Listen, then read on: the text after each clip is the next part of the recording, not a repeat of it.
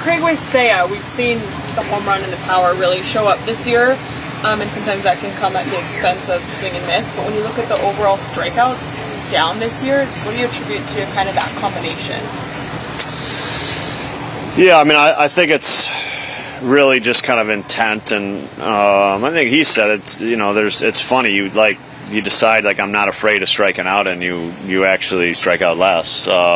I think that's an interesting psychological kind of statement, and I think we all can, we can all understand it maybe in a different part of our lives. So it's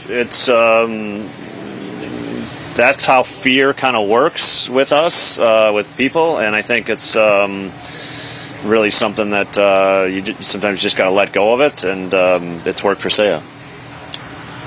Can you see down the line here you ever having a 7-man bullpen?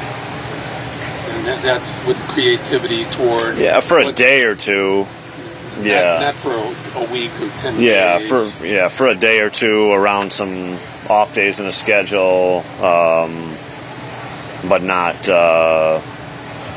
roster movement. But not on a regular basis, no. I guess that's, you guys are in such a good position coming up, hopefully with having more pitchers than you need.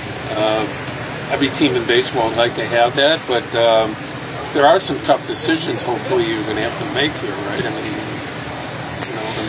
you have too many good pitchers. I mean, we're getting some guys healthy. That's a good thing. Always a good thing. We're going to have to make decisions at some point. Not there yet.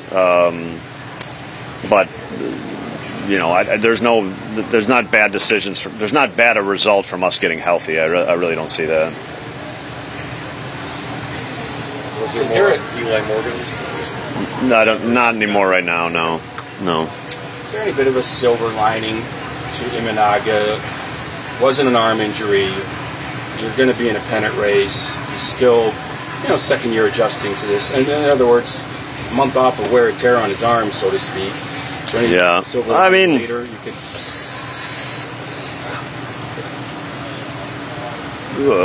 We have pitched well in his absence. I don't think...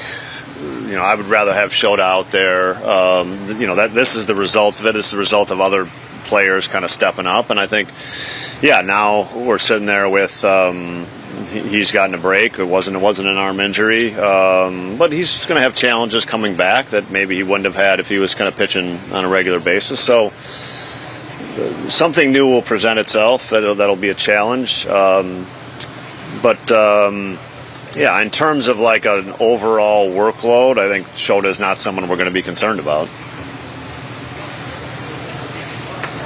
How does your team get defensive drills in for outfielders throughout the year? Because, we see infield practice all the time, but how does that happen? And, obviously you have one of the best outfields in baseball. Yeah, right now we're doing a lot less. We're not doing much, honestly. Those guys are out there a lot. We're trying to, we talk about rest, so you have to make some choices. Do you want to do, have them there on their feet doing constant drill work, or do you want to, and then provide rest during the games, or do you want to do the other, right? That's a decision that we've made to avoid some of the work. The frequency that they're out there, that helps us a lot because they're just getting such consistent kind of game reps. We've seen a lot of nice assists from them at second. Is that are you guys focusing on that, or is that almost like because you're focusing on it as base runners, it's just in your mind?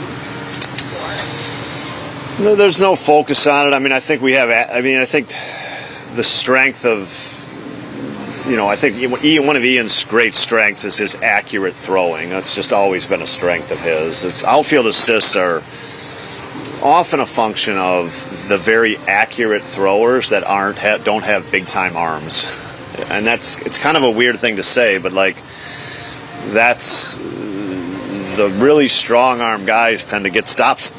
People tend to put up stop signs, The guys with the just accuracy as their number one trait, they get run on a little more. It's not right, but accuracy is what gets outs in the outfield game. It's the number one thing that gets you outs is accuracy. So it's really the most valuable outfield throwing trait, accuracy, not strength.